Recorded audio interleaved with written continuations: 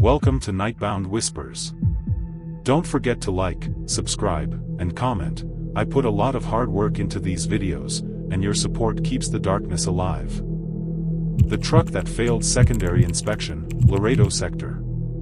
The checkpoint sat alone on the highway like a small island of light surrounded by endless darkness. After midnight, traffic slowed to almost nothing, and the road stretched quiet and empty in both directions. The desert air cooled quickly once the sun vanished, carrying the smell of dust and asphalt. Floodlights buzzed overhead, throwing harsh white light onto the inspection lanes and leaving everything beyond them swallowed by blackness. Miguel had worked the Laredo sector checkpoint for nearly 9 years. Night shifts were routine for him, boring, repetitive, predictable. You learned to recognize normal behavior quickly. Nervous drivers. Exhausted families. Truckers eager to get through. The job was about patterns, and that's why the truck caught his attention immediately. It was an older pickup, dark-colored, rolling slowly toward the primary inspection lane just after 2:30 a.m. No music. No interior light. The driver's window was already down despite the cold. Miguel stepped forward, flashlight in hand, and greeted the driver. The man didn't answer. He sat rigid behind the wheel, hands resting at exactly 10 and 2, staring straight ahead. His face was pale under the floodlights, eyes open but unfocused, like he was looking through Miguel rather than at him. Miguel repeated himself, louder this time. No response. The engine idled smoothly. The truck was in good condition. No visible damage. No obvious signs of distress. But something felt wrong. Not threatening, empty. "Sir," Miguel said again, tapping the door lightly with his knuckles. "I need you to look at me." The man's eyes shifted slowly, mechanically, until they met Miguel's. His lips parted, but no sound came out. After a moment, he nodded once. "Where are you headed tonight?" Miguel asked. The man swallowed. "North," he said. That was it. Miguel motioned him forward to secondary inspection. The truck rolled ahead without hesitation, stopping perfectly between the cones as if guided. The man shut off the engine but didn't move to exit. Miguel and another agent approached from opposite sides, flashlights sweeping the cab and bed. There was nothing in the truck. No luggage. No tools. No personal items. Not even trash. The bed was empty, clean to the point of being unnatural for a working pickup. The cab smelled faintly metallic, like cold iron. Miguel opened the driver's door. The man didn't resist. He stepped out slowly, standing with his arms at his sides, eyes still unfocused. Up close, Miguel noticed the man's clothes were damp, not with sweat but with something colder. Frost clung faintly to the cuffs of his jacket despite the dry air. "Sir, have you been drinking?" Miguel asked. The man shook his head. "Are you feeling all right?" Another pause. Then, quietly, "I already passed."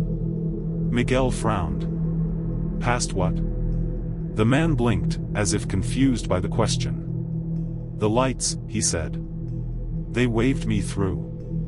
Miguel felt a chill run up his spine. No one had waved him through. The cameras would confirm that. The checkpoint had been empty before the truck arrived. Miguel radioed for a supervisor. As they waited, the man's posture began to change. His shoulders sagged, his breathing slowed, and his skin seemed to lose color, becoming almost gray under the lights. Miguel asked him to sit on the bench near secondary inspection. The man sat down obediently. Then he asked a question that made Miguel's stomach tighten. "Is this still Texas?" Miguel didn't answer right away. Before the supervisor arrived, the man looked up suddenly, eyes wide for the first time. "They told me not to stop," he said. "They said if I stopped, it would notice." "Who told you?" Miguel asked. The man opened his mouth to respond. And then collapsed forward. Medical was called immediately. CPR was initiated. The man was ice cold to the touch, far colder than the night air should have allowed. No pulse. No breathing. He was pronounced dead before the ambulance arrived. The strangest part came later. The man's fingerprints didn't return any results. No ID. No missing persons match. The truck's plates were registered to a man who had died in a rollover accident on that same highway 7 years earlier. The surveillance footage showed the truck entering the checkpoint. But it never showed it arriving from the road. It simply appeared in frame, already rolling forward, headlights on, as if it had always been there. Miguel transferred off night shifts 3 months later. To this day, he refuses to drive that stretch of highway after dark. Because sometimes, when traffic is quiet and the lights hum just right, agents swear they see a pickup waiting in the lane, engine running, driver staring straight ahead, until the camera blinks. The man who never reached the floodlights, near Falfurrias. The Falfurrias checkpoint was known among agents as one of the loneliest posts in Texas. Sitting miles away from any real town, surrounded by scrubland and endless flat darkness, it felt less like a place of work and more like a boundary. Not just a border checkpoint, but a line between places where people still existed and places where they quietly disappeared. At night, the floodlights were everything. They cut through the darkness like artificial suns, illuminating the inspection lanes and leaving the surrounding land in total blackness. Agents trusted those lights. Anything beyond them felt unreal, distant, almost hostile. Officer Daniel Ruiz had worked that checkpoint for 6 years. Long enough to know the rhythm of night traffic. Long enough to recognize when something felt wrong. The call came in just after 1:40 a.m. A motion alert from one of the remote ground sensors positioned several hundred yards south of the checkpoint. Those sensors were designed to detect foot traffic moving north toward the highway. Most activations were animals. Occasionally smugglers. Rarely anything else. Daniel acknowledged the alert and pulled the thermal feed onto his monitor. At first, he saw nothing. Just the usual wash of gray and black shapes. Then the system adjusted, and a heat signature appeared. A single figure. The figure was walking slowly, steadily, directly toward the checkpoint. That alone was unusual. Most people approaching on foot tried to avoid the lights. They hid. They moved fast. This figure did neither. The heat signature was faint, weaker than it should have been for a living human. The gait was stiff, almost mechanical. Daniel leaned closer to the screen. The man was barefoot. Even through thermal imaging, Daniel could see the shape of bare feet touching cold ground. That made no sense. The terrain around Falfurrias was harsh even in daylight. At night, the ground temperature dropped sharply. Barefoot travel would shred skin within minutes. Daniel radioed his partner on duty and informed him of the approaching individual. They decided to wait at the edge of the floodlights. Standard procedure. The man would reach the lighted area, be identified, processed, and transported. The figure kept coming. As he crossed the last stretch of open land before the checkpoint, something odd happened. The heat signature flickered. It dimmed, then brightened, then dimmed again, like a failing bulb. Daniel checked the system. No malfunctions reported. When the man reached the edge of the floodlights, Daniel expected him to step into the light. He did not. He stopped just short of it. The man stood at the exact point where darkness ended and artificial light began. Half of his body remained swallowed by shadow. The other half should have been visible. But it wasn't. The light did not reflect off him properly. His outline seemed blurred, indistinct, like heat rising off asphalt. Daniel felt a knot tighten in his stomach. Floodlights that bright should have cast a sharp shadow. The man cast none. Daniel stepped forward and raised his flashlight, sweeping the beam toward the figure. The beam dimmed as it reached him, like it was being absorbed rather than reflected. Daniel called out. No response. The man remained still, head slightly tilted downward. Daniel could now see details.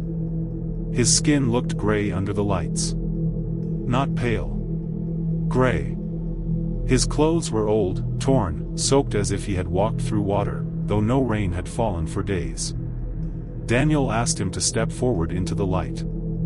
The man lifted his head slowly. His eyes reflected nothing. Daniel felt his training slip for just a second, replaced by a primal unease.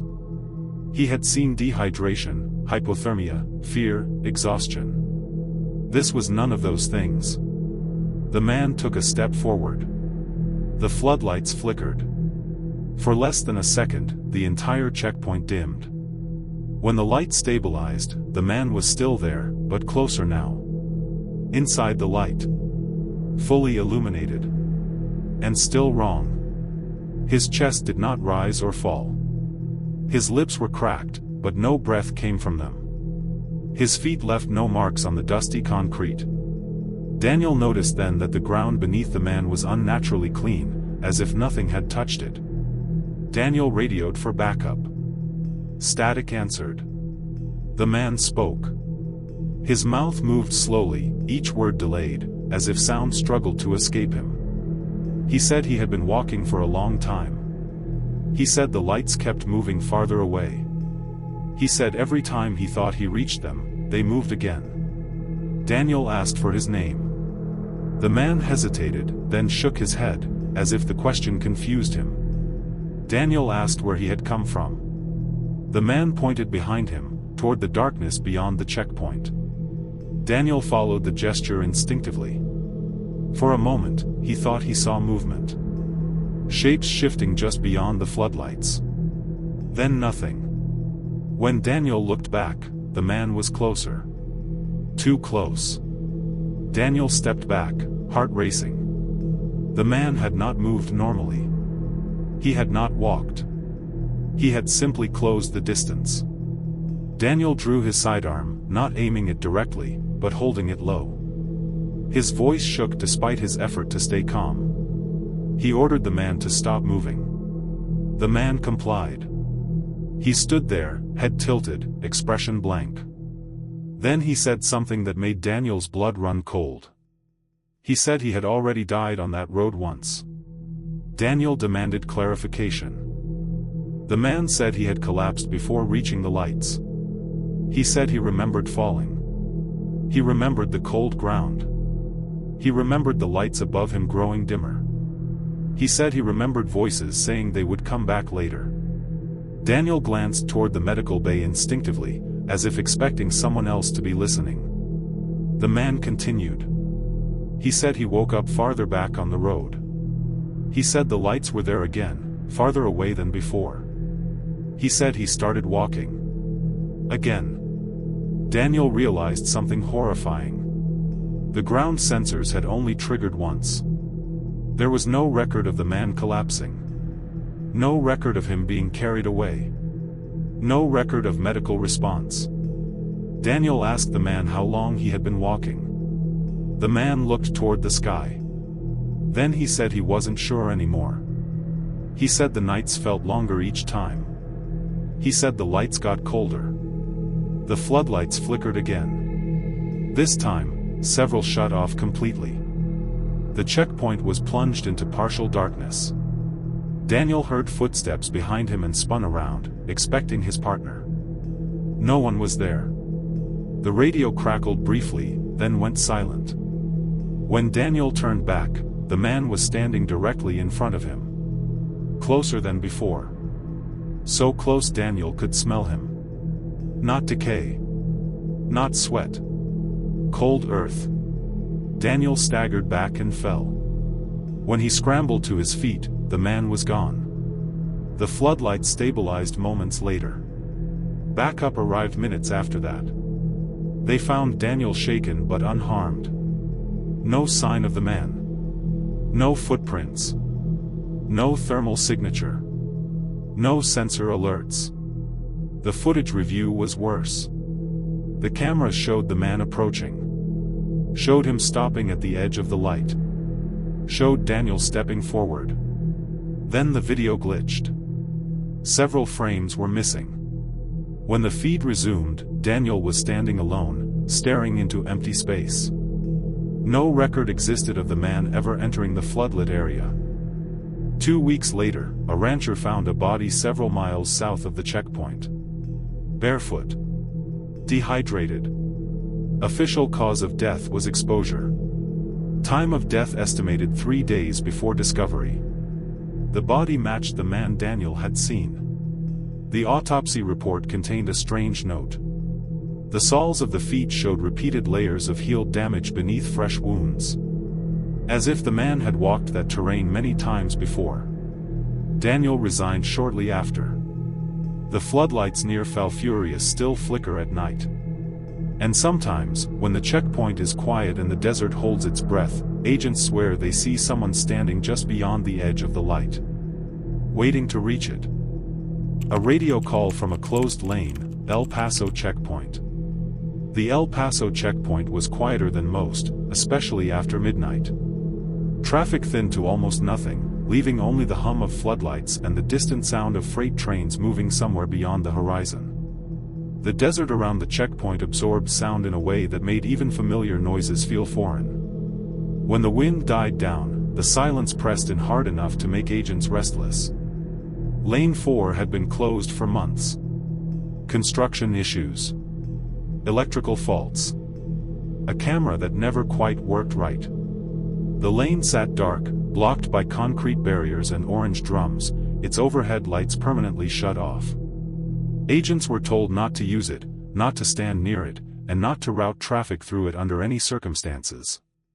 Officer Matthew Klein had worked nights long enough to forget about Lane 4 most of the time. It was just another dark strip of asphalt on the edge of the checkpoint. Out of sight. Out of mind. Until the radio crackled. The sound cut through the quiet just after 2:10 a.m. Not the usual burst of static or dispatcher traffic. It was a clear transmission. Calm. Direct. Too clean for the conditions. The voice came through Matthew's earpiece with perfect clarity. It identified itself as an agent calling from Lane 4. Matthew froze. He looked up from his console and stared across the checkpoint. Lane 4 was exactly where it had always been. Dark. Empty. Barricaded.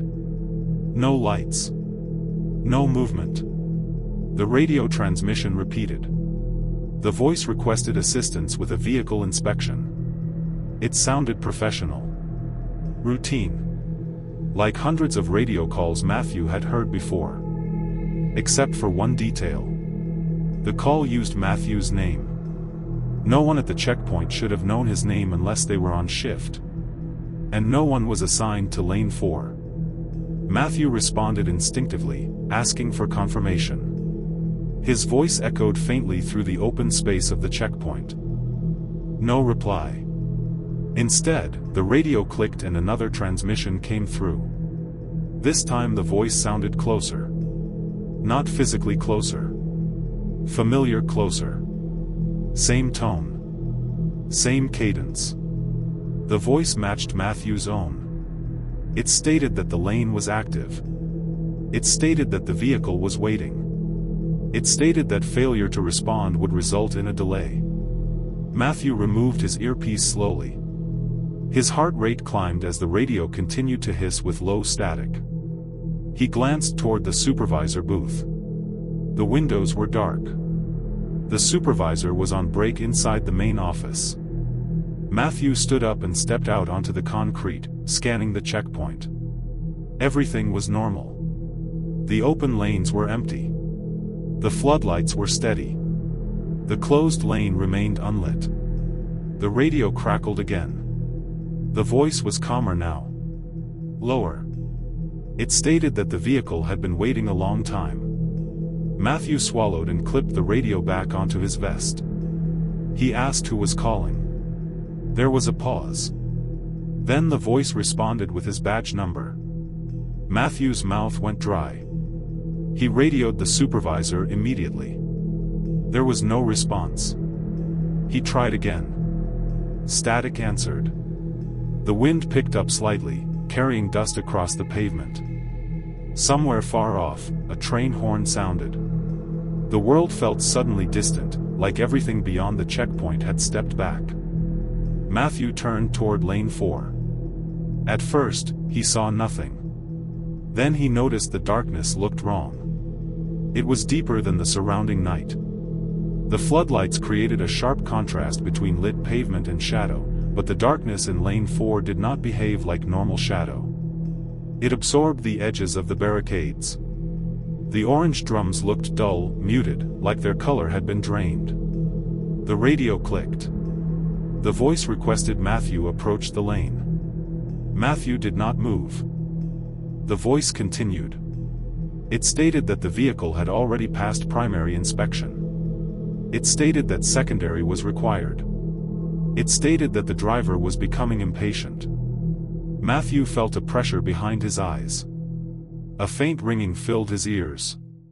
He focused on his breathing, grounding himself, reminding himself that radios malfunctioned.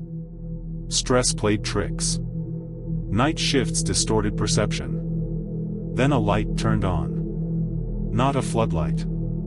A single interior dome light. It appeared deep inside lane 4, far beyond the barricades. Dim, yellow. Flickering. Matthew's pulse spiked. A vehicle was sitting in the closed lane. He could not see its shape clearly. The darkness bent around it, obscuring its outline. But the light was unmistakable. Something was inside. Someone. The radio crackled again. The voice said the driver was waiting. Matthew stepped backward without realizing it. His boots scraped against the concrete, the sound unnaturally loud in the stillness. He tried the supervisor channel again. Nothing. The dome light flickered twice. Then shut off. For a moment, lane 4 returned to complete darkness. Matthew exhaled shakily. The radio spoke again. The voice sounded closer now. It said the driver was exiting the vehicle. Matthew raised his flashlight and aimed it toward the closed lane. The beam reached only so far before dimming, swallowed by the unnatural darkness. He saw movement. A shape stepped forward from where the vehicle should have been. Human height. Upright. Walking slowly. The flashlight beam did not illuminate it properly. It reflected off nothing. The shape remained a silhouette, darker than the darkness around it. Matthew shouted for the person to stop. The shape continued forward. Each step it took brought it closer to the barricades, yet it made no sound. No footsteps. No scrape. Just silent forward motion. Matthew backed away until his shoulders hit the inspection booth wall. The radio clicked. The voice said the lane had been open longer than expected. The shape reached the barricades. It did not step around them. It passed through. Matthew's mind rejected what his eyes were seeing. The barriers remained solid. Unmoved. But the shape crossed the boundary without resistance, like smoke slipping through wire. The floodlights above lane 4 flickered. Matthew squeezed his eyes shut for a fraction of a second. When he opened them, the shape was gone. The radio went silent. Matthew stood frozen, chest heaving, waiting for something else to happen. Nothing did. The floodlights stabilized. The desert returned to stillness. Minutes passed. The supervisor emerged from the office, asking why Matthew had been calling repeatedly. Matthew tried to explain. His words felt thin even to himself. They reviewed the cameras. Lane 4 showed no activity. No vehicle. No figure. No light. But the audio logs told a different story. The radio system had recorded transmissions. Clear. Identified. Logged. The calls originated from lane 4. The voice was confirmed to be Matthew's. Time-stamped. Repeated. Matthew was placed on leave pending evaluation. 2 nights later, maintenance crews inspected Lane 4. They found nothing mechanically wrong. No wiring faults. No power anomalies. But under the asphalt, beneath the closed lane, they discovered something unexpected. An old inspection trench. Sealed decades earlier. Improperly documented. Buried beneath layers of concrete. Inside the trench were rusted remains of an inspection booth. Collapsed. Forgotten. And inside that booth, crushed beneath debris, were the remains of an agent. Records showed he had gone missing during a night shift more than 20 years earlier. His last radio transmission had been logged from Lane 4. The case was quietly closed. Lane 4 remains sealed. Agents working nights at El Paso are told not to respond to unidentified radio calls. Especially if the voice sounds familiar. Especially if it comes from a lane that is no longer there. That was tonight's Whisper from the Shadows. Subscribe to Nightbound Whispers. And remember, the night is never truly silent.